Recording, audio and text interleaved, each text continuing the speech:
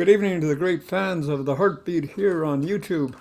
Bob Johnson live from the great city of Calgary, Alberta, Canada, home of the Hart family, the world famous Hart family. My host will be joining us momentarily. We're going to be, originally we had the show booked tonight with Jon Trosky from the Sanctuary and the great Evan Ginsberg. But we had a technical problem, so we're gonna, at this point, we're gonna have John in conversation with myself and Bruce, and we're gonna talk for about an hour about wrestling and anything like that, and then we're gonna try to solve our problem. And the next show, and John told me that he will even do the broadcast from the Sanctuary, and we can join Evan and himself and Bruce. So this will all be solved.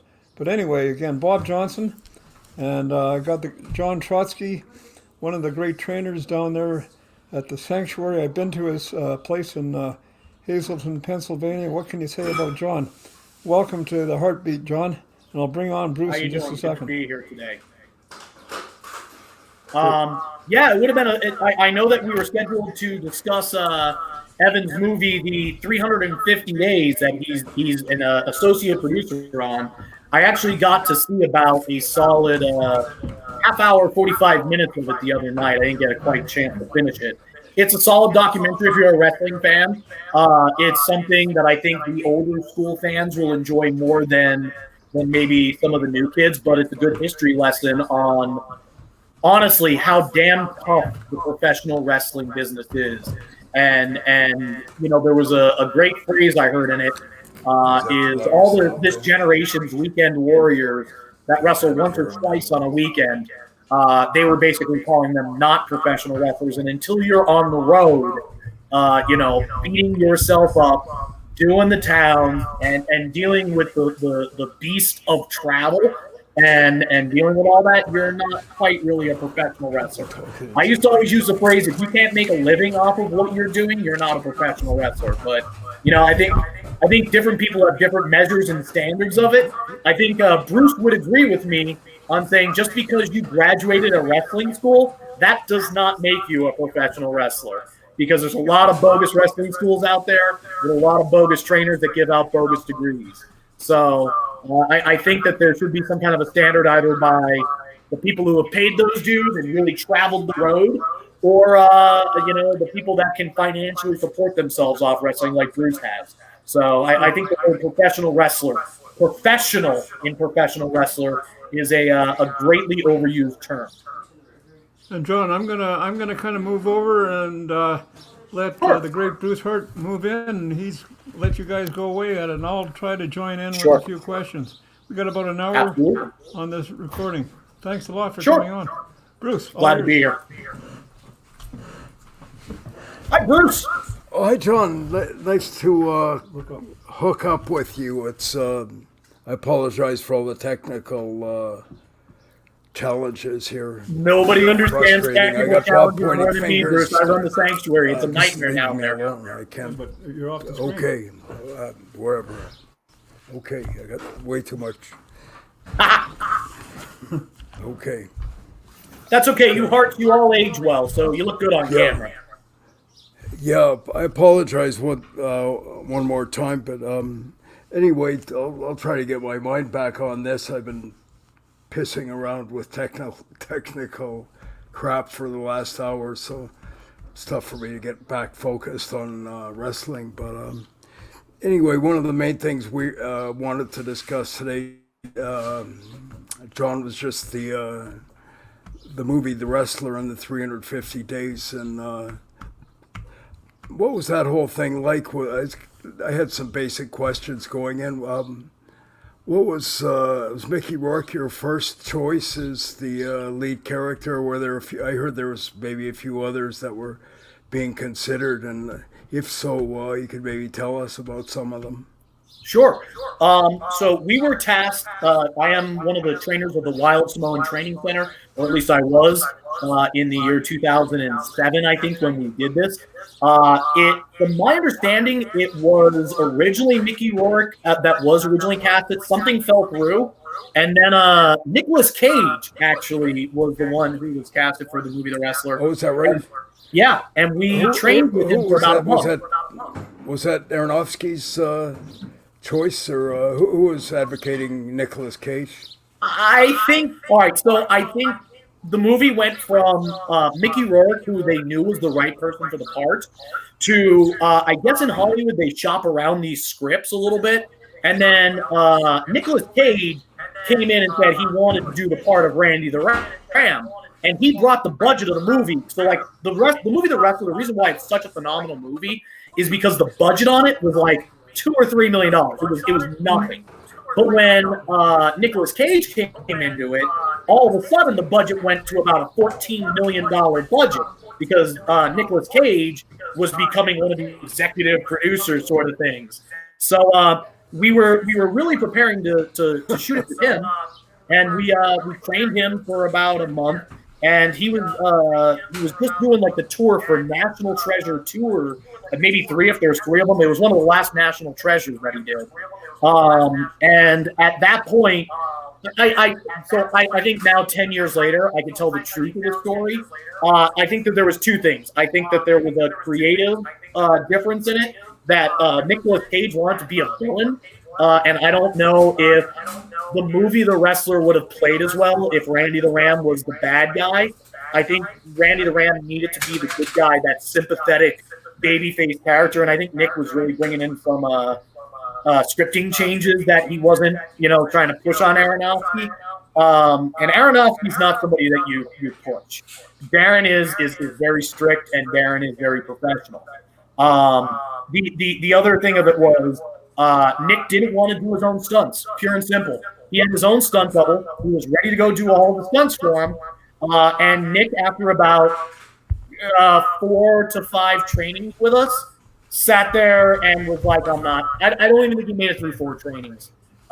He knew that he wasn't meant to do his own stunts. More importantly, he knew he wasn't meant to be a professional wrestler, which was a really – look, I got along with Nick Cage. I got along with Nick Cage better than I did with Mickey Rourke. But Nick Cage is a little bit of a dork, like me. And he doesn't have the pure man toughness of what it takes to take a pro wrestling fall. Bruce, you know how bad a bump hurts, especially in an old school professional wrestling ring. And that's not something that everybody can do. Mickey Rourke is a tough son of a gun. And Mickey Rourke was able to go through every single thing that we took him through. And Mickey was one of the boys. Darren Aronofsky picked Mickey Rourke because Mickey Rourke was perfect for the part because he basically was a walking, talking pro wrestler. Versus Nicolas Cage, who would have been an actor playing a professional wrestler. And the movie wouldn't have been half as good. When you guys trained Mickey, did you have to almost go back to square one and teach him how to take bumps? And yeah, and that was Pops' choice. That was Off of the Wild Samoan's choice. He said, if Darren really wants Mickey Rourke to go and do this movie and make it believable, we actually made him go through every one of the bumps: front bump, back bumps, side bumps, flip bumps. We made him go and do all the drills that we go through the Wild Samoan Training Center, in the ring, out of the ring, working the spots, ducking, like the international. We really got him running through. Like, Mickey, if he wanted to, could have performed a scripted match at WrestleMania when they were talking about it.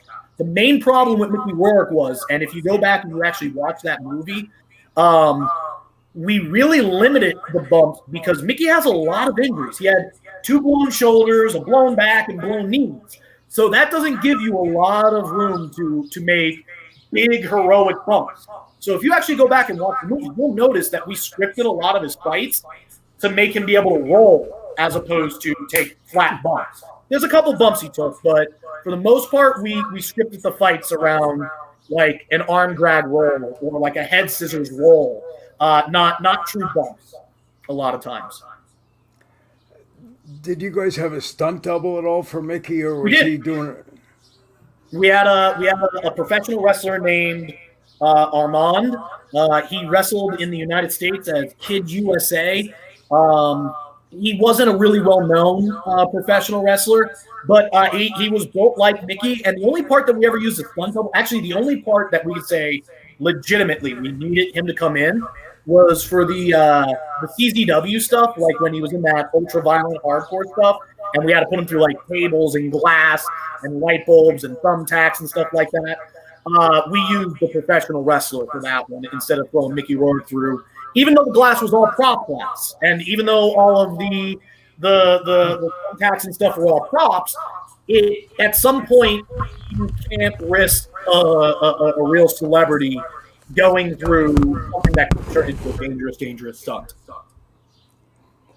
I was going to ask you if WWE had any influence or input or any of that at the outset, or No. were they ever consulted, or did you ever seek perspective from them about any aspect of it? Or No, I got to be real honest on that one. The script was pretty much written when we came in. The main influence on particularly the wrestling side of it was all myself, the other trainer Tommy, and Opera Wild Simone on the wrestling side of it. On the script itself, that was all Darren Aronofsky, and I want to say Robert Siegel might have been one of the writers or was the writer of it. But I also know Mickey Rourke likes his drug, and he didn't like to memorize a script. So he would get – so Mickey was a lot like a professional wrestler in this way too. And I don't know – I'm sure, Bruce, you as a promoter understand this with a wrestler, where you're basically saying to the wrestler, I need you to say this, this, this, and this tonight. And basically you give them the bullet points, what to say in the promo, and then they do their promo in their own style, add words, take away words, and then eventually you piece the promo together. That's something kind of like what you wanted, but not exactly what you wanted. That was working with Mickey Rourke. He was somebody that wouldn't memorize a line and just give you the gist. Now that's good because he's giving you real life. He's giving you real emotion of what he is. But from a director standpoint or a promoter standpoint, that gets frustrating.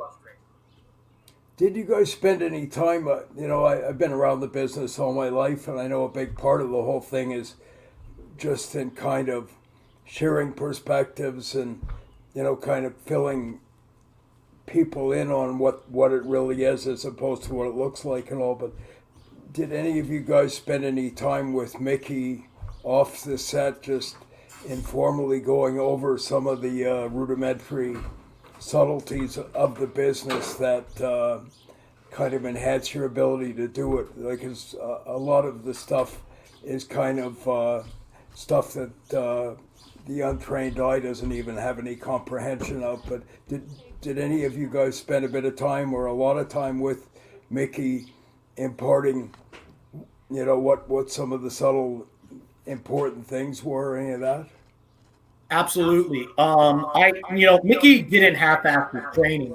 He trained before the shooting of the movie ever started. He trained with us for 3 months. So, he was learning just bumps, rolls, and how to throw strikes properly, and all the very little nuanced things that you would take a brand new wrestling student through for 3 months. Then he started shooting the movie, and then we started putting together the matches. While he was shooting the movie, he continued his training. We were training 4 to 5 days a week. Like, Mickey was a machine. He wasn't a young man when he was doing it. He had to be in his mid-40s, he was really going through the grind of working, 4 to 5 days a week in the ring. And then I bet Pops, myself, Tommy, the other trainer, I think they brought in a couple of people like Johnny Rods and Paul Orndorff and a couple other people just to have sit-downs with him and kind of smarten him up to what it is to be a professional wrestler. And again, not just the wrestling aspect, but the mentality. Because again, he's a method actor. He wants to know and deliver the truth in his scenes. The good news was Mickey Rourke is pretty much the human being that Mickey Rourke is pretty much the person that Randy the Ram was. So that's why that part for him was perfect. And I really need to reemphasize this. If it was Nicolas Cage, it wouldn't have been half as good of a movie.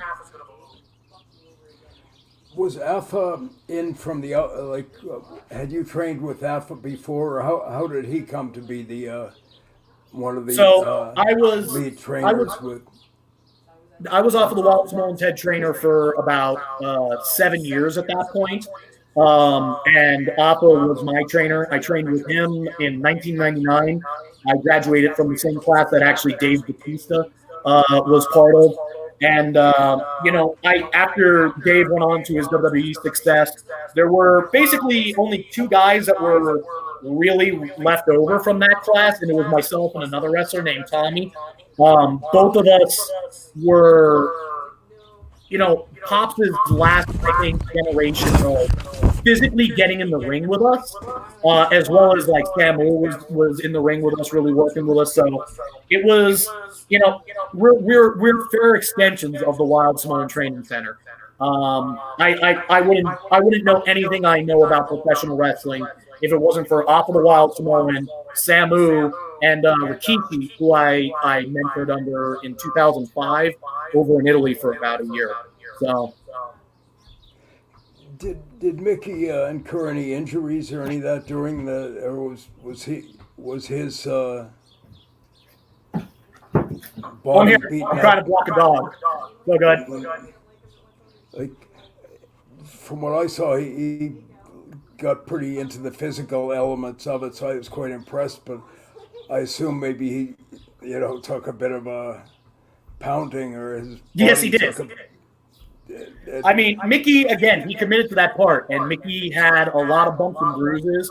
I don't think any of the footage of, Mickey had a lot of black and blue marks because, it takes a while for your body to not go black and blue from the bumps. And Mickey didn't have the time to callous his body the way a wrestler does during their first 6 months. So I'm pretty sure there's still probably some stock footage and some photography of the black and blue elbows, the black and blue knees, the brush burns, the marks on his back from hitting turnbuckles, the rope burns that you get just from hitting the ropes.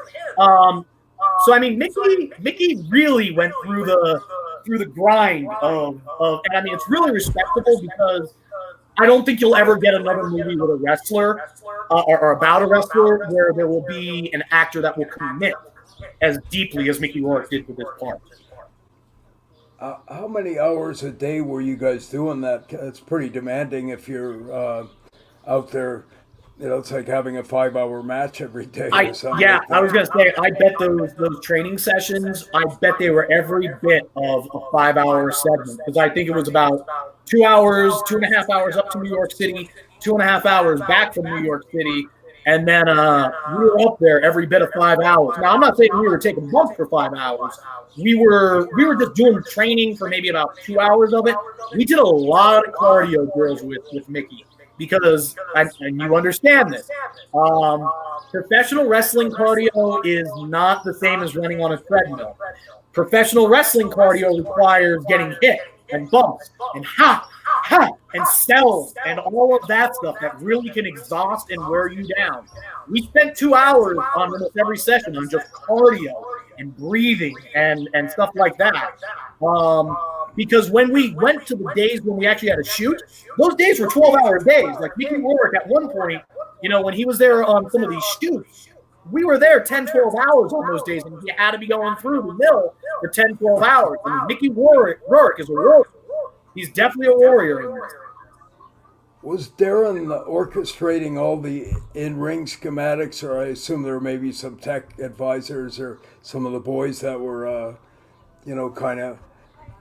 Darren had spots. Input. Yeah, Darren had spots. Like he was really big on the Ram Jam, which was that top rope splash like that. Outside of that, I most of the stuff came from seeing us do it at training, and then once he saw what we did well at training, he's there. Well, where can we work that into a match? I was wondering, because I saw I would assume that Darren maybe had to take a bit of a crash course, or somebody need to give him a kind of a insightful layout on some of the objectives and whatever of pro wrestling. Otherwise, it would have been kind of counterproductive. But I was wondering if he had to take a bit of a crash course on just wrestling methodology or whatever. Well, Darren's a fan. I mean, the good news was Darren was a fan of wrestling, so and he even actually at one point got in there and did a couple things with us. He realized real quick that he is not meant for professional wrestling. He is the dorkiest of dorks. When I called Nicolas Cage a dork, by no means does he got like Darren Aronofsky is pure Hollywood film Dorcas Malorcas, and he shouldn't be, like I give him props and I give him credit for jumping in the ring with us. He even did that big dive over the top rope. You know that the big dive that Mickey Rourke did, the one where he runs out and jumps over the top rope and dives to the floor. Darren Aronofsky did one of those onto a crash mat. So I mean, Darren cared about it, but on that same note, something that I've learned from people in Hollywood is they stay in their lane. The same way that I wouldn't be there trying to give Darren Aronofsky film advice, even though I have some background in film. I know Darren is the expert in the film area. It was my job to deal with the choreography and the stunt fighting. So, I mean, most of that was really orchestrated by myself, Tommy, and Alpha. I was going to ask you, do you think one of the objectives, I'm just trying to get some perspective on how they wanted to depict just the wrestling business, was it supposed to be kind of a denunciation of it, or kind of put it over to some degree? I was trying to figure out what, almost kind of like it was, I never quite saw it as bad as that old Anthony Quinn thing, The Harder They Fall or whatever. It was almost kind of like the bottom of the barrel or whatever like that. But I think they went for both. They wanted this to be a tragedy.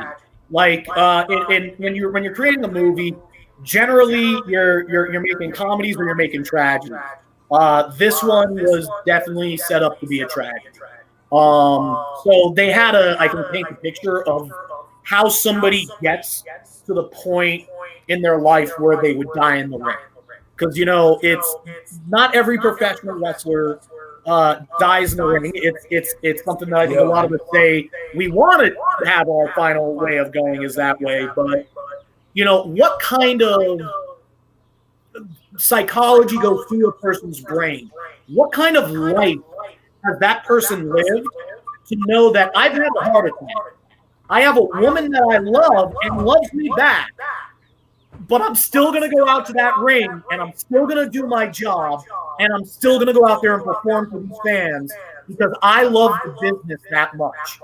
That was the story of the wrestler, and that's how Mickey dies in the wrestler. So, I mean, it's a tragedy, but it's supposed to show that dark side of the business, but also the passionate love for wrestling.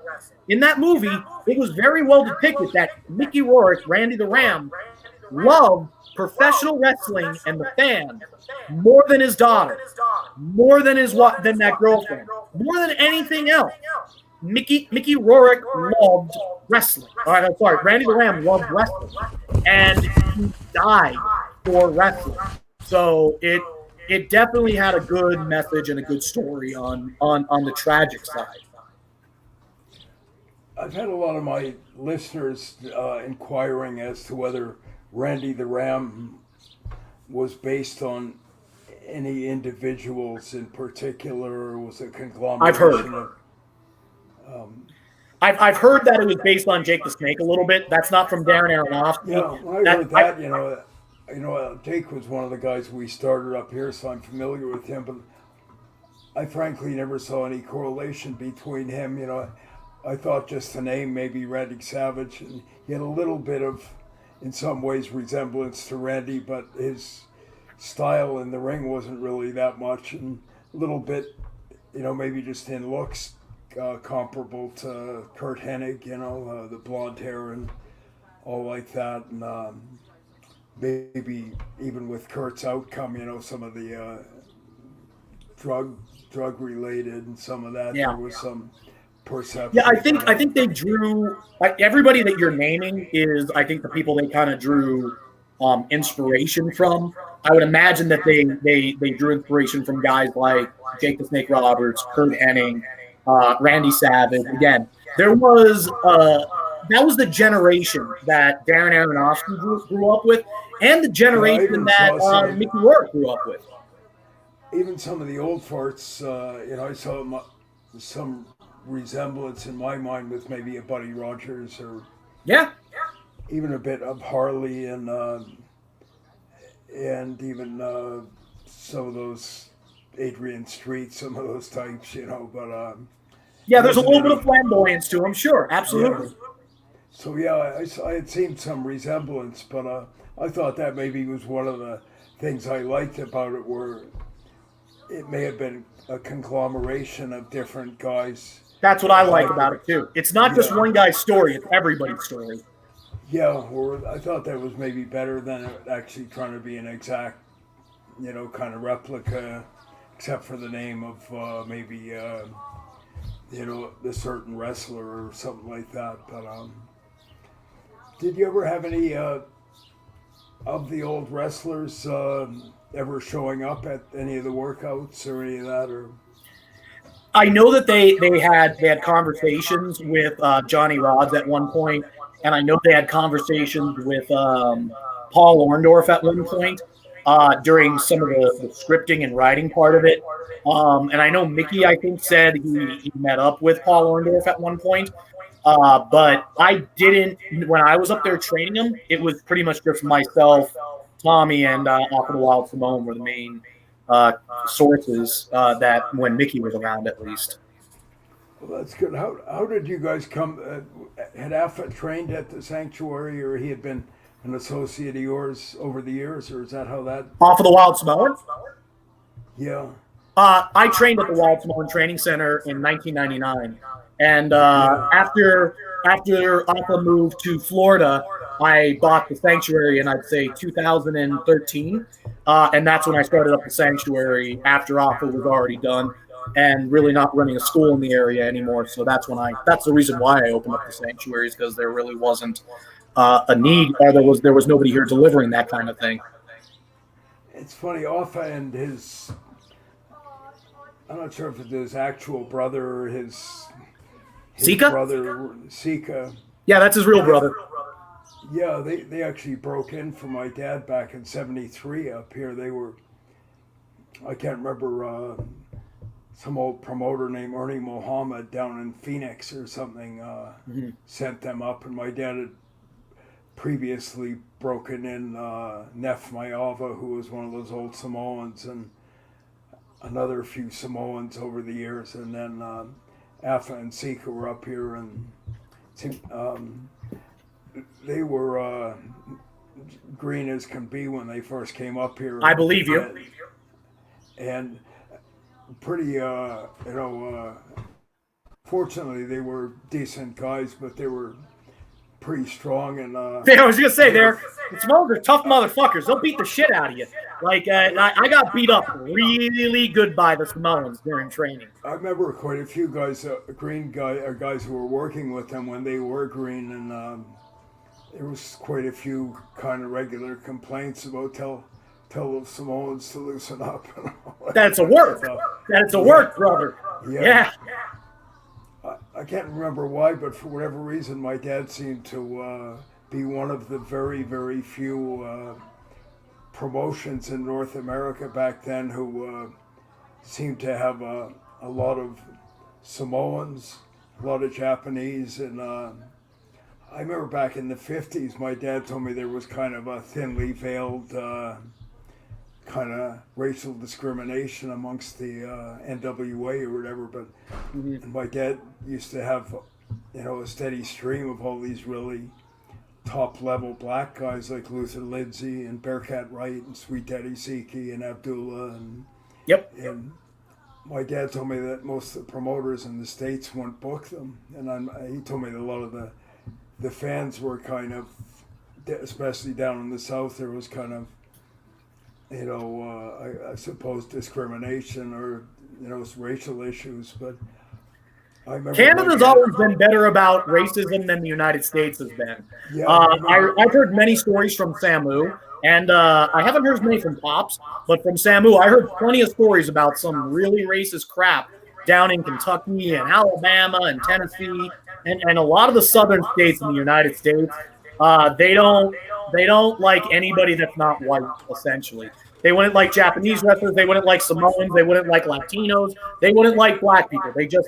Unfortunately, there are a lot of racist people in the South.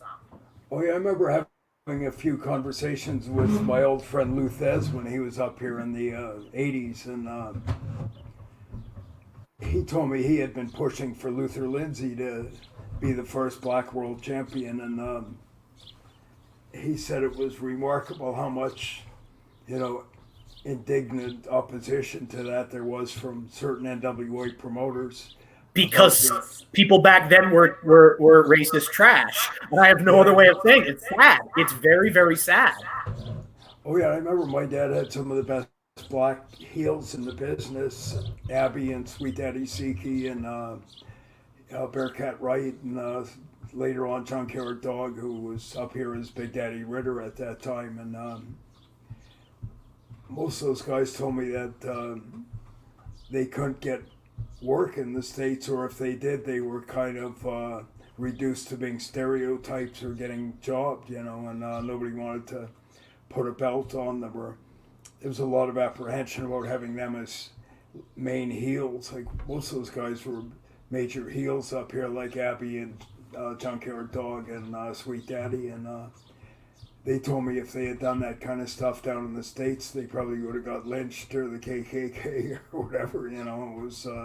I don't know what's wrong with my country. I don't know. Like, again, when you go past, there's a thing called the Mason-Dixon line. When you go past that, there's some people that just are, Yeah, I've never known, I used to just hear a lot of different things about some of the promoters, but I'll kind of keep them nameless for now, Yeah.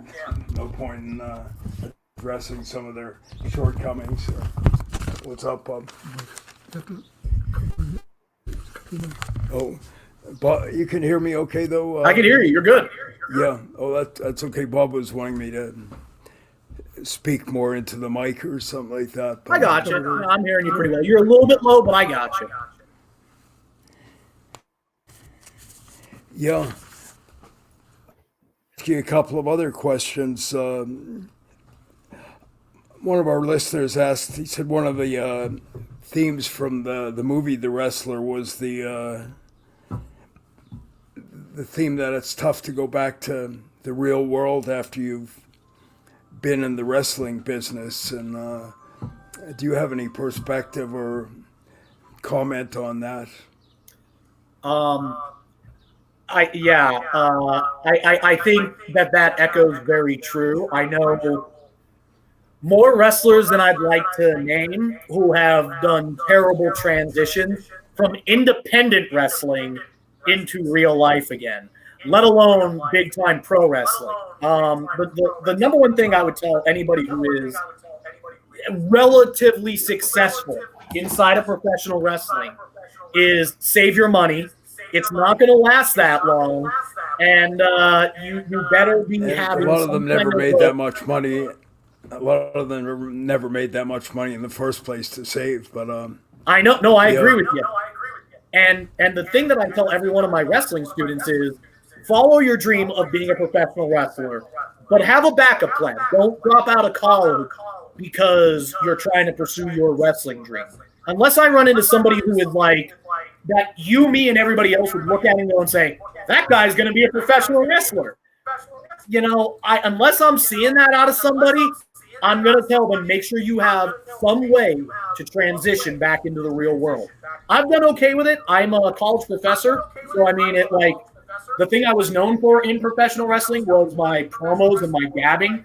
So it was a very easy transition from professional wrestling into teaching because being a professional wrestler or being a teacher is that you're on a stage, you're performing, you have a routine, and you're going to go out and deliver it. But I know so many people who are now impoverished on welfare food stamps because they have nothing. They have no backup plan. They have no skill set. They have nothing. They went 100% in on professional wrestling, and in the process of, either living their dreams and then failing at them, or trying to live their dream and never achieving it, picked up drug addictions and picked up alcohol addictions. And a lot of people can't cope with failure. And I think a lot, and I don't want to call these people failures, but the run ends. You're not going to be a rock star forever. And you better either A, have the money to keep going with that rock star life, or you better be responsible and have some sort of a backup plan. Do you know, John, I've never really officially heard, do you know if WWE spends any time whatsoever in just giving the wrestlers any kind of advice on career and life management, or, any of that kind of stuff? Because it would seem, given the number of guys who have kind of been unable to deal with the real world after wrestling, all these guys who have become impoverished or died of drug overdoses or all this other, it would seem like it would be something that they should be spending some time and resources on, maybe having counselors and people, even financial advisors and all this. And given the number of guys who have crashed and burned after, after they got out of wrestling, it would seem like something that should be maybe something they're considering at the very least. But so I would say I've never had a contract with WWE. I've never worked for the company other than a few dark matches, and I had a SmackDown match. Not that matters, but I think the ultimate answer to that question is: has WWE done enough for the guys that are no longer under contract and were nothing to them other than disposable commodities as professional wrestlers? The answer to that's no. Professional wrestling has no union. It has no 401k backup plan. It has no major, backup sort of thing. WWE every so often comes out with these little, for what I can only describe as good PR versions of, like, they give out like a $5,000 educational scholarship to their, and not to all the wrestlers, but to some of their wrestlers. And I think they make them apply for it, fill out a form, and then maybe you'll get $5,000 to go to school for. $5,000 ain't sending you through college. That might get you through a semester or two at community college. It's not going to restart your life. I do know that they've had people like Tammy Lynn Fitz Stunny. I know they do have rehab programs, thank God now. So I know that she's been through that program about 3 or 4 times. And I know there's been other wrestlers that have went through their rehab programs. I think that's something that's good. But I think that they literally, when you are Vince McMahon, Shane McMahon, Triple H, Stephanie McMahon, and, the entire family up there, there isn't one of them that has less than $10 million to their name. If you are somebody who has $10 million, you have a moral obligation to your company and the people that are working underneath you, particularly the people that you're squeezing the life out of to get TV ratings. So, there was one of my former students was trying to start a wrestling union. His life just blew up right now, so we're not going to go into him. But, I really do think that a wrestling union is a good idea. And I don't think it's good for necessarily, the independent wrestling circuit, but I think it's something that would be good for, WWE, AEW, maybe to a lower scale, Impact Wrestling and Ring of Honor. And maybe they really should just follow what the Screen Actors Guild does. and the Screen Actors Guild and the movie business has tier systems of basically guaranteed levels of pay and guaranteed levels of re-education and commitment to their workers and staff. WWE doesn't do that. And I don't think AEW does it. I don't think any wrestling company does it. And I think until wrestlers do something like unionize, it's not going to matter. But it's not somebody like me that has to be dealing with unionization. That has to be somebody like a WWE star, like a John Cena or The Rock or Stone Cold Steve Austin or Brett. You know, somebody coming out and saying wrestling needs a union that matters is an important thing, I think, that they could do for the business.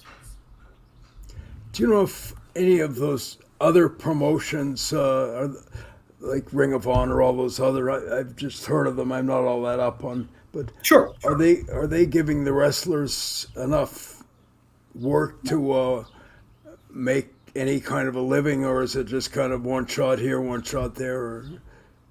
So wrestling's in a boom right now, but so like AEW is the new WCW in terms that you'll really understand, and Ring of Honor and Impact, I would say, are comparable to ECW on the status level. I don't think that if you're wrestling for Impact or Ring of Honor, you're making a good living. I'm going to say, without having firsthand knowledge, I would say not many of them are making over $50,000 a year. And at $50,000 a year is not a lot of money. So I would say most of Impact and Ring of Honor, probably they're making a living, but not a good living. The WWE developmental system, I think, is around that $30,000 to $50,000 range for their young guys under contract. Once again, you're making a living, but you're not making a good living. It's not really unless you're up on AEW TV or WWE TV, like SmackDown or Raw, that you're going to be making six figures. So, I mean, the wrestling business really, even though it's in this big boom right now, although not with COVID, COVID shut everything down, but wrestling, the business in general, is kind of in a boom. And I think even with that boom, it's still not that much more. Does WWE support or interact in any favorable or benevolent way with Ring of Honor or any of those? Or is there any kind of like? I've heard in the past they've had working relationships with Ring of Honor. I don't know if they still do.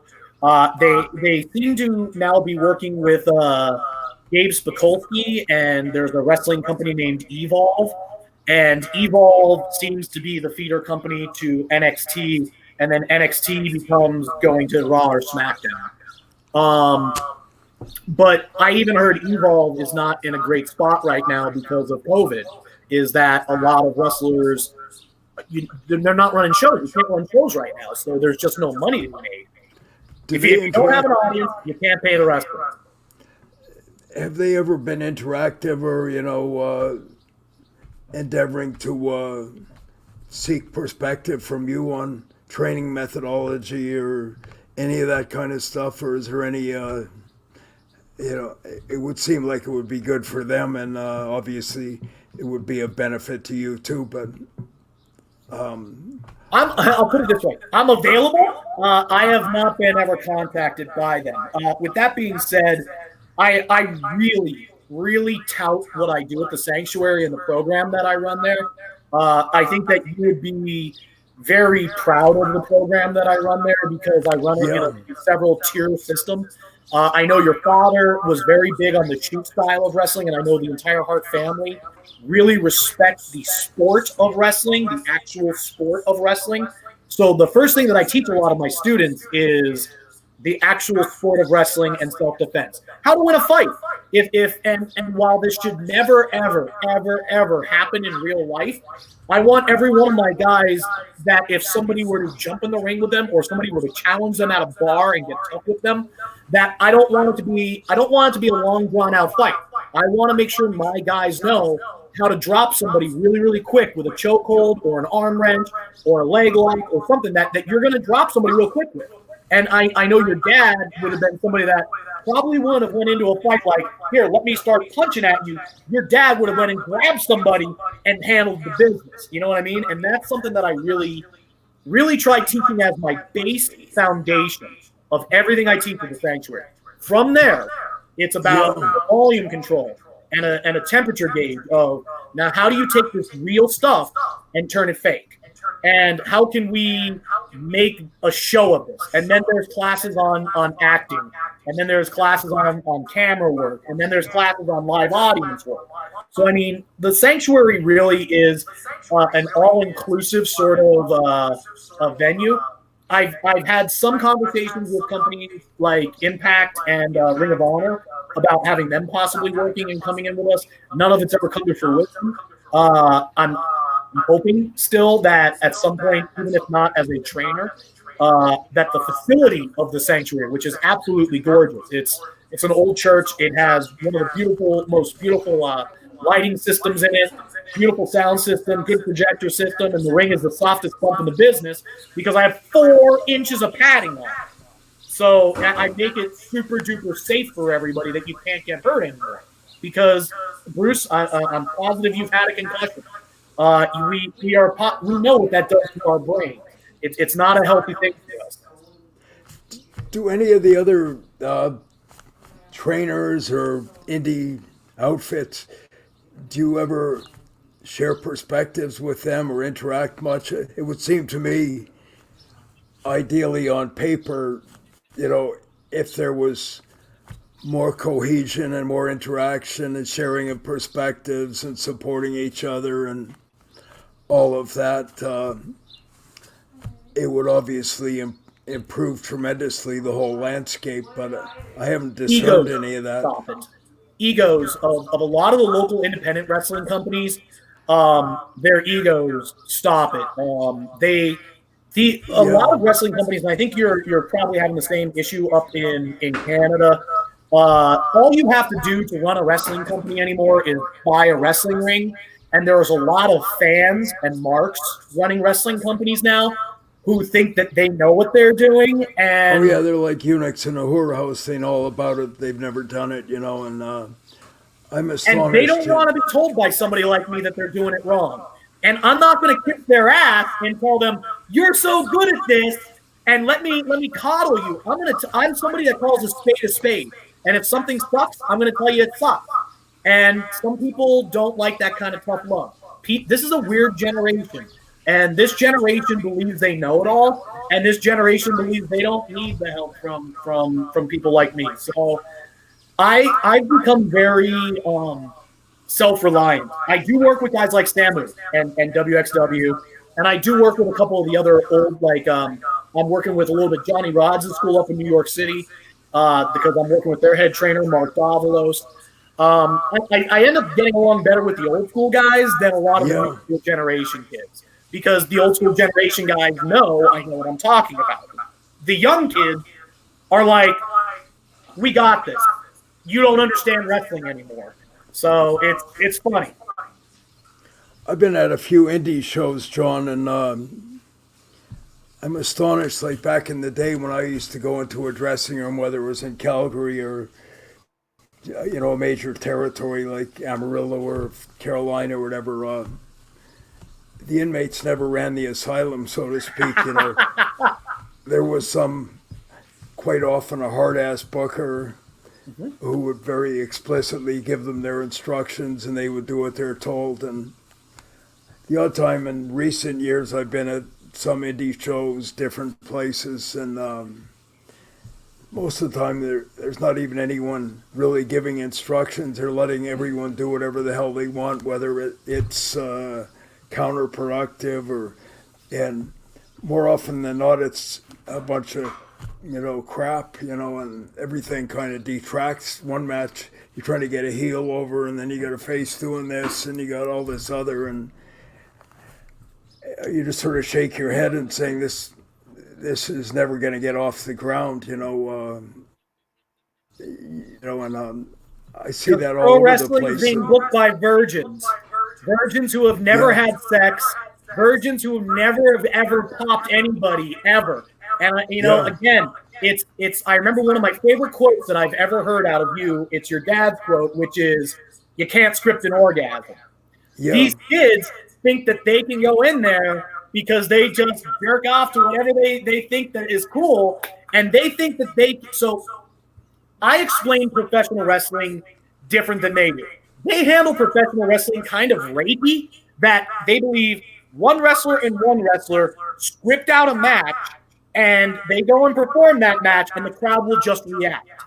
When I was trained, and I'm sure you understand this, it's a three-way dance with you, your opponent, and the audience. And absolutely, yeah. we are all feeling each other. And if there's a script, it's not going to work. We have to feel each other out in there. We have to engage them in a way. I'm the one you cheer. This is the one you want to boo. And now, how do you want to get fucked? And I hate to sound that dirty and vulgar about it, but then it really does become, how do you work with that audience? And if you have too much of a script, you're just jerking off in the ring. You're just getting yourself off. You're not getting the audience off. And that's the goal. The goal is to get them off. Or, in fact, the goal isn't to get them off. The goal is to get them right on the edge and think that they're going to get off and then leave them there so that they pay tickets to come back next time. So next time they think they're going to get off. Are you a proponent, John, of improv or scripting? Both. Here's why. Yeah, to some degree, it sounds like a contradiction, but let me explain why. Bullet points. So every match kind of has a shine. So you need to have a shine moment where we establish this is a good guy and this is a bad guy. So I think that moment you can script. I think there needs to be a cutoff. That means now the heel is going to take over. So I think you could script the cutoff moment.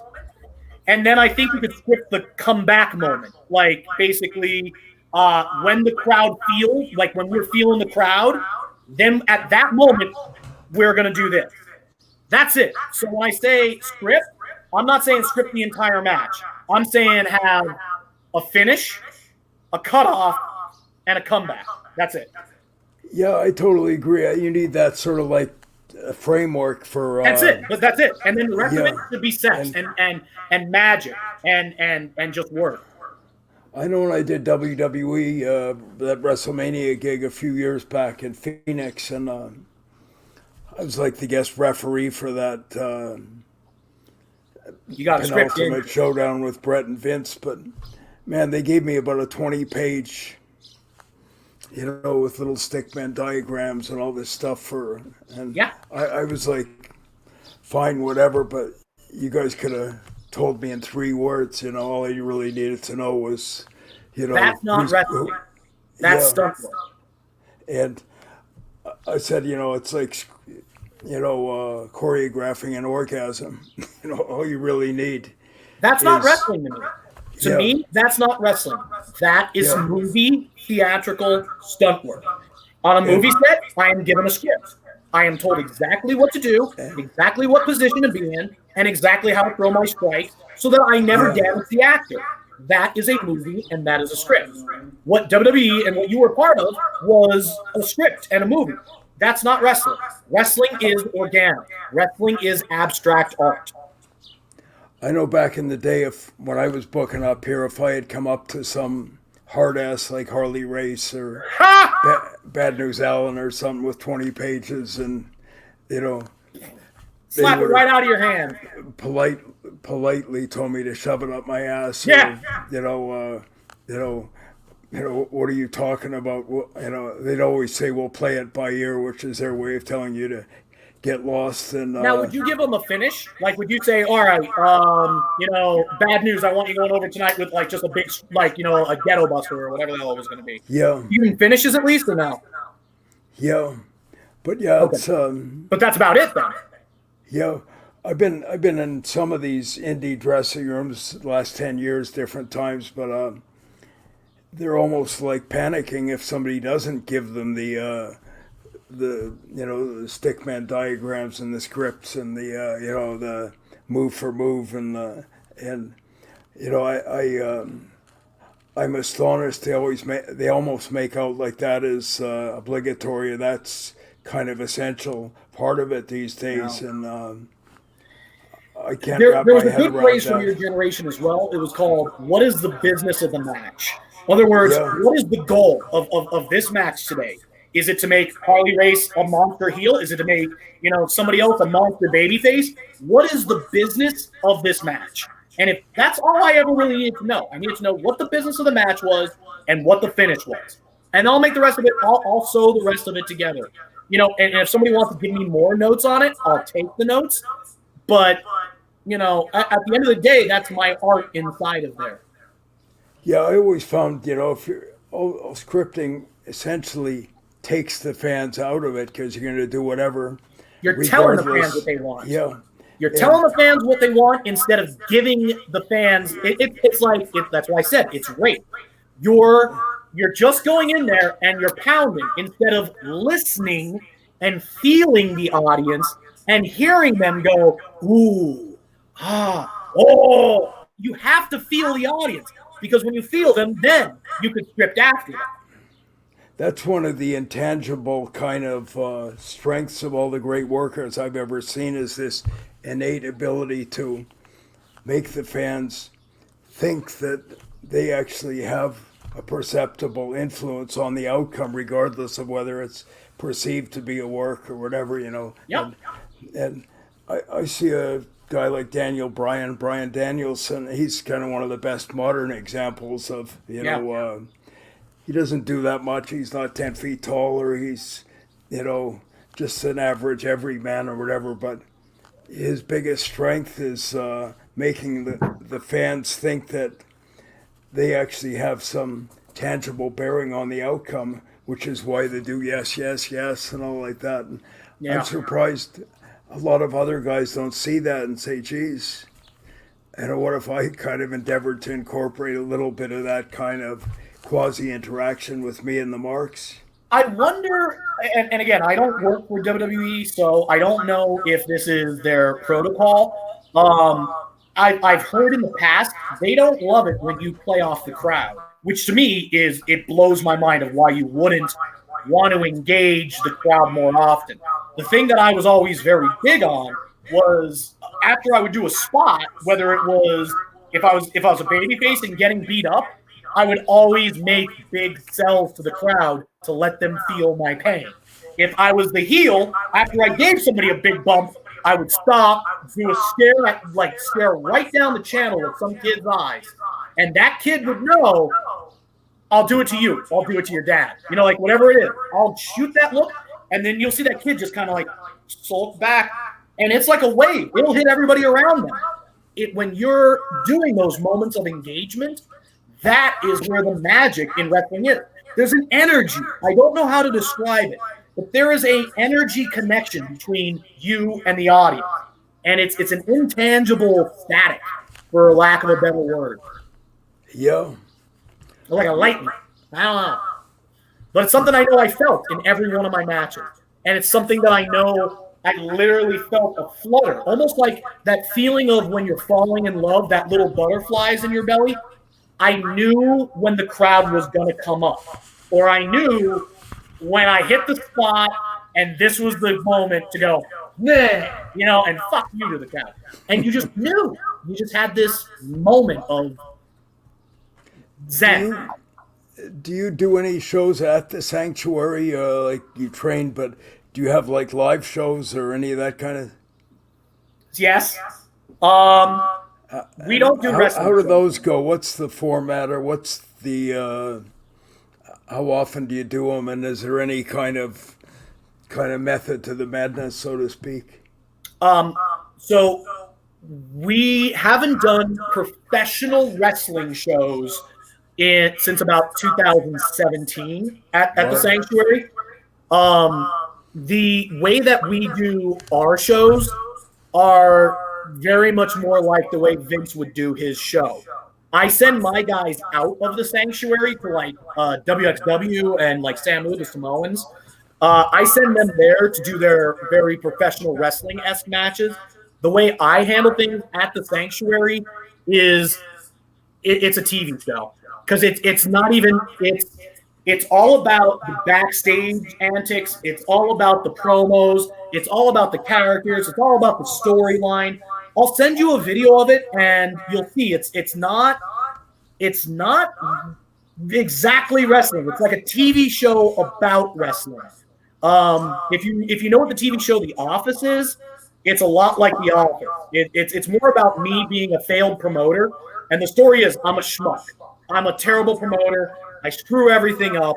My talent's always no showing. My talent is somebody's fucking somebody else in the locker room. So it's a backstage story about pro wrestling now more than it is the in-ring wrestling show. That's because I was fighting with the State Athletic Commission, and I actually just beat the State Athletic Commission. So now I can do anything I want in there. But for about 3 years, I had a tiptoe around not doing the wrestling that you and me are talking about right now, because I couldn't sit there in front of a judge and sit there and say, yeah, I don't give my guys a script. They just go in there and do that. I had to make sure everything I did was scripted. Do you have any kind of propaganda medium like a quasi TV show or an online show or any of that? I have a TV show. We do a seasonal TV show. It hasn't happened this season because of COVID. But the last one was last year. We had season 9 of The Sanctuary.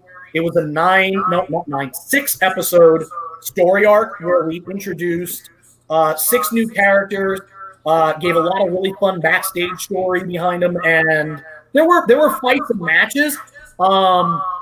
Not necessarily the stuff that I would love to just go and say, here, Bruce, look at this wonderful wrestling match. It was more of a TV show. What we are doing is right now we are about to go down the Sanctuary in July, and we are going to start working matches again, and we're going to start filming them. So when we get to that point where we're doing that again, I will send you some clips over of some true organic worked matches. Do you have any training elements for some of the so-called supporting type roles like referees and managers and that kind of thing? Like there's a lot of guys who aren't physically cut out to be wrestlers, but you know that maybe can be like a Jimmy Hart or a Teddy Long or a Mean Gene or whatever, you know. And do you have any kind of training or whatever for that type of thing? I call it my gentle transition training, because everybody joins the wrestling school wanting to be the wrestler. Usually after about a month or 2 months of bumping, they realize I can't handle being a wrestler. It hurts too much. It'll beat up the body too much. And then they'll have a conversation with me usually about saying, I don't know if the in-ring stuff is meant for me. What else can I do? And at that point, I get in the conversation of referee, manager, ring announcer, commentary, all the way down to working camera production, working the lighting rig, working the sound system, working the live TV production stream. I mean, the Sanctuary, again, is such a big kind of operation that I'm able to position people into better spots. Yeah, I've broken all kinds. Even like guys like Mauro Ranallo was one of those kind of wannabes out here. He did WWE announcing after he left here, and but I've had all kinds like that, referees and managers and divas and valets and all that kind of stuff. But I was wondering if you kind of spent any time, or whether you have diversified, you know, to the point where there's as much, perhaps even more likelihood of getting a job doing something like that these days than being a wrestler, you know, especially if you're a little fat guy or whatever, you know, you got to kind of maybe accept that you're not going to become the next coming of Hulk Hogan or whatever, but you might become the next Teddy Long or the next, kind of Jimmy Hart or whatever, you know. And Yeah, that was something that I think I could look in the mirror about. I'm all of 5'7". I'm not exactly a very tall man. I enjoyed my time in the ring as a wrestler, but I think if I were to redo it again now, I probably would have taken it more of a managerial route, and I probably would have been a manager or a commentator or something like that if I had to redo my own career. But I definitely advise a lot of my students that it's not worth getting your body destroyed and broken by 6'6" and 6'7" guys that are a foot taller than you and 100 to 200 pounds more muscle than you, because you're not going to be the guy bumping them around. You're going to be the guy getting your ass kicked, and you're going to be the guy bumping around for them. So it's not worth getting the hell beat out of you when you could just sit back and maybe talk, go do commentary, count to 3, be a referee. It's not always the best route to go and try to be the wrestler.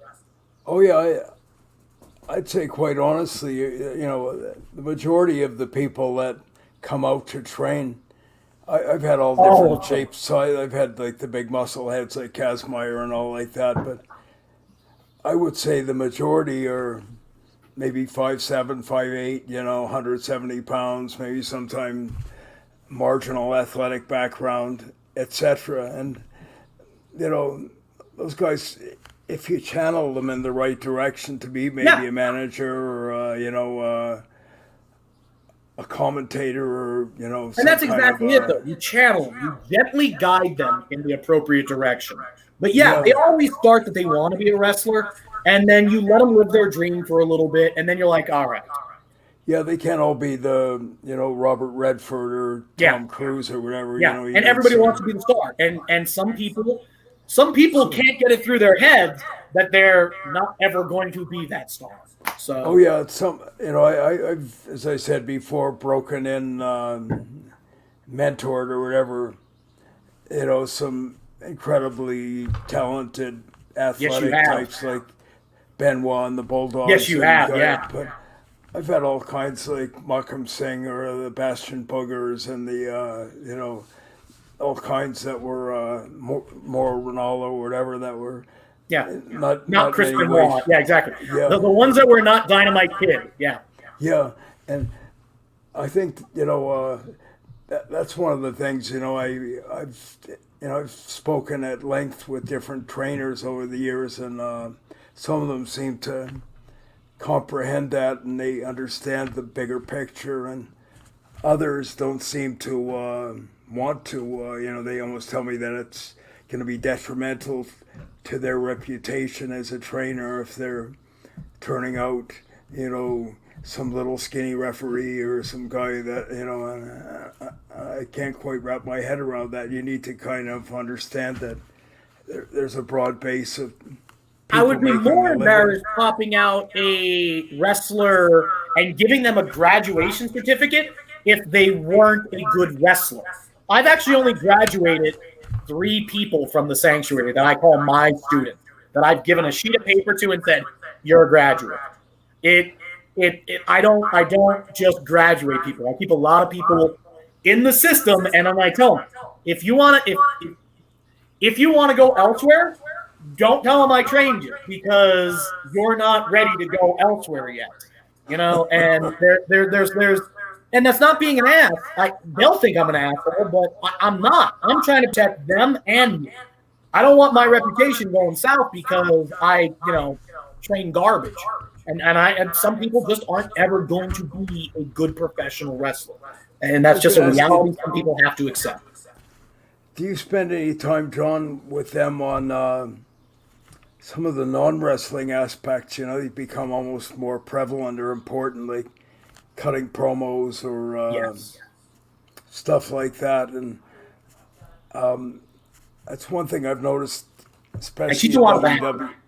There seems to be far fewer really compelling, great talkers these days than there was back in, say, the 70s or 80s.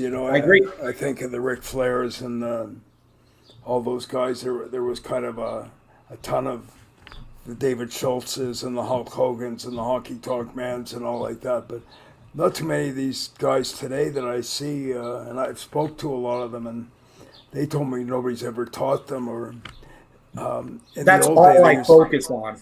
I focus on that more than I focus on the wrestling now, because I'm more of a TV show now. So all I care about is acting. If you can't act, I don't. I care. I can make you fake wrestle easier than I can make you a good actor. And the one thing I've learned with a lot of people that come from just that very pro wrestling background, there's a lot of meatheads in wrestling that have no acting ability whatsoever. And it takes a lot to coax out of them a character, a personality.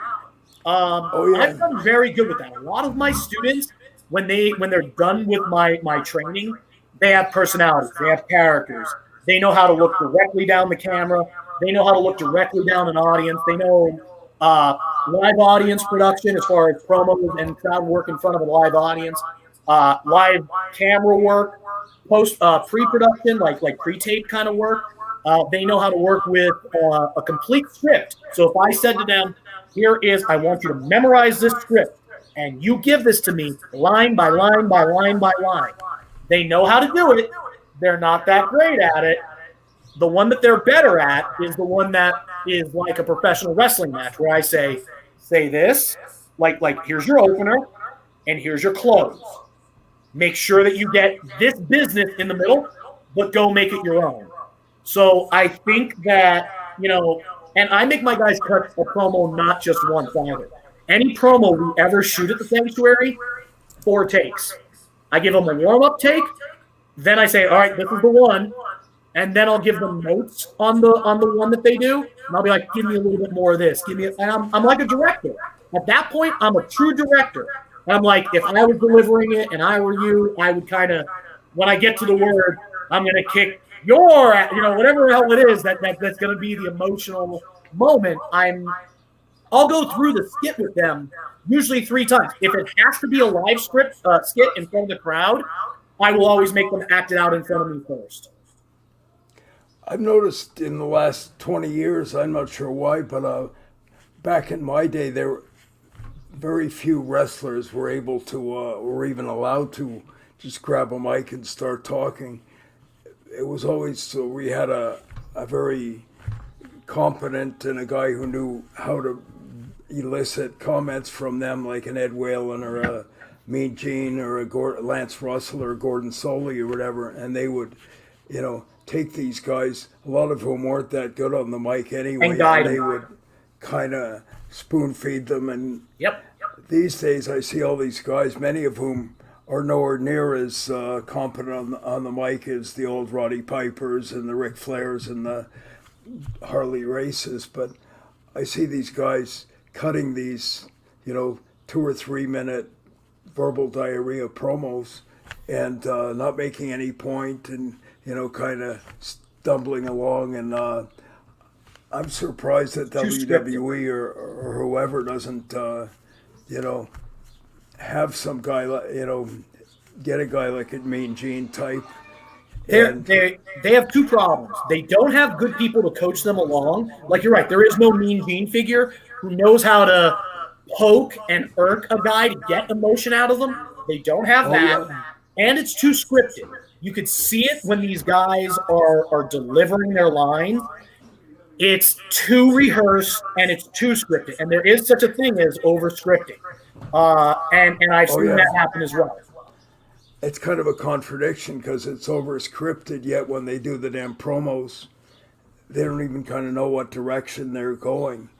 Because they don't get it. They don't get the business of the promo. Oh, yeah. So like when we talked about the business of a match, there's a business of a promo. We put you on TV for 3 minutes to get business across. Oh yeah. In the old days, they tell you have 60 seconds max or whatever, and you had to make your point, and you always had a very clear idea of what you were trying to sell, the main event next week or the showdown between you and the business, a cage match or whatever. But it was all pretty cut and dried. these days I see these guys rambling on about nothing. They don't even mention who their opponent is or Yeah. what they're seeking. And I'm sort of saying, how are the fans likely to respond to this when you guys don't even know what the hell you're trying to sell them? You know, but Yeah. I say it to my guys all the time. The microphone is like a gun. You could sit there and you could point it at the audience and hold them ransom. And you could sit there and make them cheer, boo, do anything you want. But if you're an idiot on that mic, it's like a gun. And you could shoot them and kill the crowd the rest of the night. So if I'm going to give you this microphone, it's a powerful tool. Don't screw it up. yeah, I'm surprised WWE or whatever doesn't kind of grasp or recognize some of that. You know, they've been in the business forever. You know, you'd figure they would be the most acutely aware of, you know, the importance of being articulate and to the point, and you know, cutting to the chase as far as whatever it is you're trying to, you know, angle you're trying to shoot or storyline you're trying to propagate or whatever. You know, but It's if I knew the solution on how to fix WWE's television, I would be writing them letters. I think it's over scripting, and I think there's too many cooks in the kitchen, and I think everybody's giving their 2 cents, and they're not coming out with one coherent idea. When you were in charge, you told people exactly what the fuck you wanted. When I'm in charge, I tell people exactly what I want. When there's a board of writers, a bunch of other stooges, and Vince and everybody else all in these scripting things, I don't know. It just feels there's something about WWE now that feels very hollow. Hollow is the exact word I want to use. Lifeless. It feels like somebody's reading a script off paper and not giving me emotion, not giving me life. And that's what professional wrestling used to be for me. It used to make me feel. I didn't understand wrestling as a kid. I used to just like it. I used to like the good guy, and I hated the bad guy. I'm not even getting that out of it anymore. a common complaint I've heard, John, is that there's too many cooks in the kitchen, so to speak, especially at WWE. I'm not sure about AEW, but I suspect it's maybe the same. But I know back in the day, out here, there was always just one booker. Way back in the 80s and 90s, if and when I was in WWE, there's usually just one guy like a Pat Patterson or whatever, kind of giving you the your instructions or whatever. But now, a few years back when I did that WrestleMania, there was like a dozen people masquerading as creative advisors, and I don't know if you were trying to remake Indiana Jones and you had 5 directors, not just Spielberg, but even if you had James Cameron and you had, that's the problem. At some point, it would not be, serving the purpose that you're seeking. I completely agree. So, but yeah. And I don't think Vince cares enough anymore, to be honest. I think when Vince is on, when Vince is like, I really, really care about everything, and he cares about all the characters, and he's the one that's solely writing it, I think Vince creates great artwork. When Vince punts it and says to his script writers, or to Triple H, or to Stephanie, or to Paul Heyman, or whoever the hell's handling their work up there now, when Vince doesn't care, and the writers don't care, and they're all just trying to get over on each other, the boys aren't going to get into the characters. Like, there was a time in wrestling where it was just one guy giving his life force to the 2 wrestlers, and then the 2 wrestlers brought that life force and gave it out to the audience. I think exactly what you said of having too many cooks in the kitchen is exactly the problem. Yeah, I definitely agree. And I think one of the other problems, there's an old saying, familiarity breeds contempt, but I think there's far too much wrestling 24/7. It's almost like... I understand what you're saying, sure. Yeah. It takes away its specialness.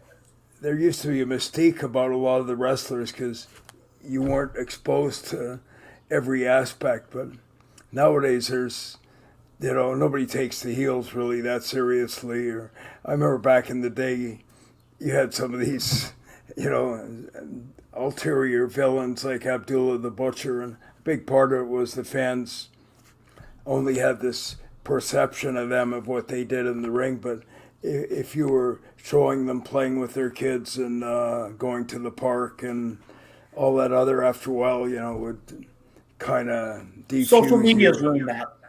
Yeah. Social media, and the internet, and Twitter, and Facebook, and all of that. Here's why. Nobody actually wants to be known as a scumbag prick. So everybody's going to be on there, like in their real life personalities, are like, look at me with my kid. Look at me with my whatever. And you know what? If you saw Harley Race out fishing with his kids, maybe you wouldn't have hated him as much. Finding out that he's a good dad. I don't want to know Harley Race is a good dad. I want to fear Harley Race. And I want to look at him and go, that's a mean motherfucker. And that's you're absolutely right there as well, though. There is too much if they're going to be doing all this social media stuff, they should probably just be fake on social media. They shouldn't be real. Because everybody, they shouldn't be like, I'm Jon Trosky. I shouldn't be on social media as Jon Trosky. If I'm going to be a professional wrestler, supremely great, that was my wrestling name, I should only be on social media as Supremely Great, doing what Supremely Great would do as a villain or as a good guy. The fact that somebody can separate me, Jon Trosky, from Supremely Great is a real problem. It's a real problem because when I go and watch a movie with a really good villain, let's say Tom Cruise is the villain of the movie, I'm not going to want to think about Tom Cruise and his real life and what's going on his social media. I just want to get sucked into the movie's villain. I just want to get sucked into the bad guy. And, too many professional wrestlers have humanized themselves. And when you've humanized yourself, you're no longer special. You're no longer a star. You're just another guy. And which now makes me as a fan be able to come attainable to your status because you're just a guy. You're not special anymore. And too many wrestlers have done that. They've thrown away what's special about them to be human, to be relatable, to be cool, to sell more merch instead of getting their characters and their brands on. I totally agree. I was going to ask you too, John, just a subjective question. Where do you see the business going in the next decade, say, better or worse? Gone. I think in 10, maybe not 10 years, in 15 years to 20 years, there will no longer be professional wrestling as you or I recognize it. It will be completely transitioned into Hollywood theatrical stunt fighting. It's been on this trajectory now for about 20 years, I'd say. I just don't see in an era of concussion syndrome. And now that we know what concussions actually do to a human body, we're not going to keep beating people up the way we've been beating people up. It's not going to become affordable. I don't know if the art form exists in 20 years from now. And that's not because I don't want to preserve it. It's not because we're not doing our job here. It's because society's moving that way. The same way that football players no longer wear just the leather helmets. Now they're, it's like just giant machines around them. It's kind of ruined football. Wrestling is getting watered down every single generation. And there's good parts of this watering it down. Like people aren't getting hurt as bad. Concussion syndromes aren't happening as often. Injuries are down. But I just see it transitioning into acting and theatrics. And I think the biggest tell on that was WrestleMania this year. When we watched The Undertaker versus AJ Styles in a cinematic movie. When we saw John Cena against Bray Wyatt in a cinematic movie. Those were not professional wrestling matches. They were cinematic movies. Shot frame by frame by frame They would go cut, reset up a shot, move the cameras around, action, and then they go do their next stunt. I have a feeling that's the direction of where pro wrestling ends up, because when real money starts getting involved, you have to involve insurance companies. When insurance companies are involved, they like to minimize risk. The way you minimize risk is by scripting everything. Once you've scripted everything, you've killed the art. It's the cycle in the direction it's going, and I don't know how you stop that. And I hate to be so sad about it and so cold about it, which is why I train people the way I train them at the sanctuary, because I like to teach them where the wrestling business started from the real sport of wrestling, how it transitioned into kind of real, kind of fake. Like you said, the Samoans used to come up there and beat the shit out of people. The Japanese wrestlers your dad brought in would beat the shit out of people. Bad News Allen and Harley Race weren't known for their light punches and their very loose clotheslines. They beat each other up a little bit. This generation's a bunch of weak people that cannot handle getting beat up like that ever again. But I teach them how to do it. I teach them how I did it back when it was my generation and your generation. And now I teach them how to transition it into where I believe the business is going. I don't know if it's the right direction for the business, but it's where I definitely see it going in 10 years from now, which is very much exactly Hollywood. I think WWE will get bought by something like Disney. I predict that happening in the next 5 years or less. I know that sounds crazy, but I think Vince is so jaded and old about it at this point that he can't be very far off from just saying, let me cash in. And then once somebody like Disney gets a hold of it, it's over. It's over. Because it's no longer wrestling. It's now a TV show. I think one of the things that's really threatened wrestling's future is just the destruction of the grassroots. You know, and I've said that for years, but that's the grassroots selling out, though, too. The grassroots, they all tried to become this stupid super indie trend. And I know I've been on your podcast, and we've talked about this a lot in the past. Is the super indie wrestling where it is spot, finish. And it's just this garbage orgy of maneuvers. When every independent wrestling promoter started doing that style, you killed the art. You killed the foundation of the art, the soil the art was growing in. Because kids now don't know how to be workers. They only know how to do spot, because they've been raised on that. And it became the popular style of wrestling. And so now nobody respects a slower paced match because everybody wants to watch the big Michael Bay movie of explosion, spot, this thing, this. And then there's no story. When there's too many spots, there cannot be story. And I don't know how to convey that message to kids who don't want to work to get a true response from a crowd bigger than just a wrestling move spot. And it's a student by student thing, and it's a day by day basis. But I got to be honest, I really do see the business moving more in that direction of that Hollywood cinematic style. I've said it for years that, that's the biggest threat to the survival of this business is just the erosion or destruction of the grassroots. Like if say Major League Baseball had gone out of its way to get rid of Little League Baseball and minor league and college and all this other, if they had done that 30 years ago, like that when WWE was destroying all the territories. By gobbling all the territories, sure. Where the hell would baseball be today? All of a sudden they got a bunch of guys that don't know how to do any of the fundamental things, so they're cutting promos and hitting each other on the head with baseball bats and all this kind of other stuff. But that's kind of where I see beyond wrestling. That too, WWE gobbled up all of the guys that would be running schools. So, like, guys like Steve Carino, who's one of their talent relation guys, he should be running his own school. Tommy Dreamer should be running his own school, but he's not.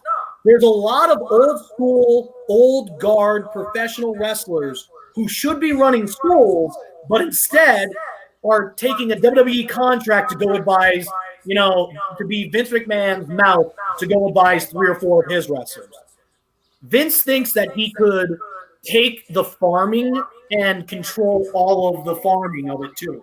And the problem is, while Vince is a genius, and Vince, in my opinion, should be the head of the business, who should be the tip of the arrow, moving the business forward, by owning everything in the business, you've killed all the little sub-companies that could have existed.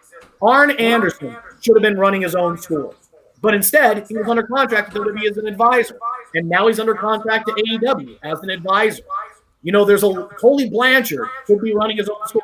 There's a lot of people. Shawn Michaels ran school for a little bit and ran it for like a year, and then that was it. He should be running his own school. There's a lot of good workers out there that should just be running schools and teaching people the right way of doing things. But the next generation of trainers never showed up. The next generation of trainers are guys like me who, God bless, I came from a Wild Samoan training center, but there's a lot of marked trainers out there. There's a lot of people who came from no pedigree. Like, they just are an independent wrestler, and that was it. And I totally agree. What kind of talent are you going to get out of somebody who's never made it to the show? How are you going? What kind of talent are you going to get out of somebody who has no idea how to work in front of 1,000 or more people? Because these independent wrestling shows don't draw 1,000 people. They're drawing 200, 300, 400 maybe. But unless you have somebody that's worked in front of 10,000, 20,000, giving the advice, because there's a very, very big difference. And I learned this when I was over in Italy. You do not work a wrestling match in front of 500 people the same way that you do in front of 20,000. Everything slows down in front of that 20,000 because you have to be selling for the cheap seats that can't see you as well, which means all of your stuff is much bigger and all of your punches are way more pulled back and it's slower. It's like pull it back and slow, and then throw it fast at the very end. Like, there's a lot of technique that is really important on big stage work.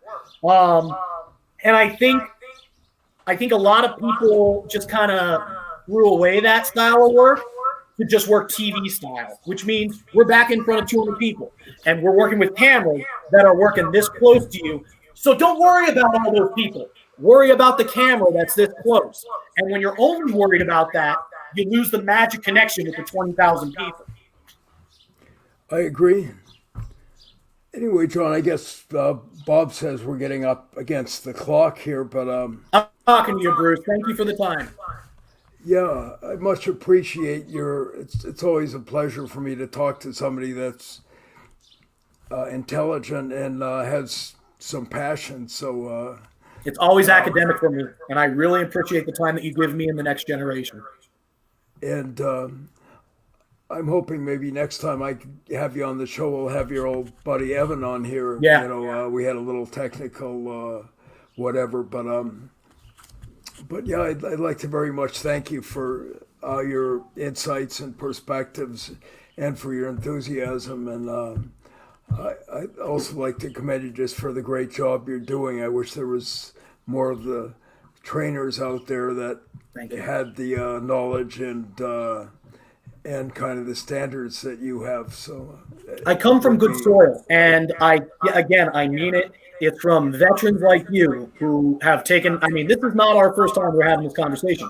We have had probably a dozen phone calls in the past, not just on podcasts, that we've had a lot of phone calls in the past that I just got to, today I did a lot of talking, but there was a lot of phone calls in the past. I did a lot of listening. And trust me, every one of the little nuanced notes that you gave me over the phone, I'm still passing on to my students. So again, I thank you endlessly for continuing to do this podcast, because this podcast, if it reaches 10 wrestlers and those 10 wrestlers actually listen to this, we can change 10 wrestlers and we can help change the future of the business. I appreciate you doing it. It's a good thing for the business. I'd love to get down there sometime. I want you to get down here. We got to, you know what? Let's get COVID cleared up a little bit. I know Canada flights are cheapening up a little bit, so maybe we can make it work out in 2021 or towards the end of this year. I'd love to be down there for just a couple of weeks. And I was gonna say I don't want you just coming down for a day or two either. I want you down here for a couple of weeks, just so that we can. Yeah, really I'd love to just kind of impart or share some of the dungeon 100%. Methodology, and I'd love. I feel compelled, obligated, almost even to my father to kind of Absolutely pass on some of the stuff that he kind of imparted to me. So. Well, if I can get you down here, I'll make sure that I take you not just to the sanctuary, but I'll get you down to Wild Simone Training Center. I'll get you down to the Monster Factory, Danny Cage's company, Pat Buck's company over in New Jersey, the Wrestle Pro. That's where like Maxwell Jacob Feinstein and a lot of other kids came from. So I know some of the top tier companies in the area, especially the old school, the ones that I respect actually. So if you do come down, I'll make sure that we keep you busy and that we'll take you around, and hopefully we can get you a couple clinic dollars out of it too. Well, keep up the great work, John, and I'll look forward to the next time. And thank you very much. Appreciate your contribution and your passion, and keep on rocking on. Thank you. Bob, thank you so much for hooking us up as always. Okay, that's good, John. I've been just sitting back listening to a couple of pros. I like wrestling, but you guys are the trainers and the authority on the business. Trust me, my passion for wrestling still isn't as much as yours, Bob. You're still hunting after this stuff. After all these years, you've worked with Bruce, you've worked with his dad, you work with the whole Hart family. Don't you ever undersell how much passion you've given to the business. Yeah, we're kind of like the masters of disaster, you might say. Or I am, anyway. Yeah. But no, it's always love it. I had a chance to come down there to Hazelton, Pennsylvania, one of the most scenic parts of the States I've ever been in. Beautiful. Poconos. I think if we can set up something with Bruce, I would take love him it. down, and it's not that far from Philadelphia, which is a cool place. Yeah, Philadelphia's only about an hour and a half away. Yeah, and come down and maybe do some dungeon training with you guys. And Yeah, I think that'd be great. And again, set it up that we can stop at a couple of the other training centers along the way. Okay, well, I hope to have you on the show sooner than later. I appreciate it. It's been a little bit, but I love talking to you guys. I think I may have figured out my echo problem. I'm going to go on a tutorial on YouTube, and Yep. I'm just sitting around the house. I'd rather do those tutorials than watch the news or something. So I understand. Yeah, the news can be depressing, yeah. especially but anyway, John. especially American news. Yeah. Well, thank you very much, and we'll have this up on Bruce. Bruce has got a brand new Facebook page too, and thank you for becoming a friend on Facebook, and thanks for coming on. You're a We'll good stay friend in of ours, touch. and, Okay. Within the next week or so, I will reach out to you about just doing a couple of test runs on this thing with my new video board. ATM Mini Pro. It's a beautiful little video board, and we'll try to get some things done from down the sanctuary. Okay. Sounds good, man. All right. I'll talk to you. Okay, John. Thanks for having me on. Have a great night. Thanks. You too. Good night, brother. Okay, and fans of wrestling around the planet, Bob Johnson, you've been coming you from the home of Bruce Hart, of the Hart family, and in conversation with from the sanctuaries, Hazelton, Pennsylvania, Mr. Jon Trosky. So we will upload this video to YouTube, and we'll be on Facebook Live, and you'll be able to see this on various wrestling sites. Again, Bob Johnson signing off. Thank you for supporting the new version of Hart Beat Radio, now known as the Hart Beat with Bruce Hart.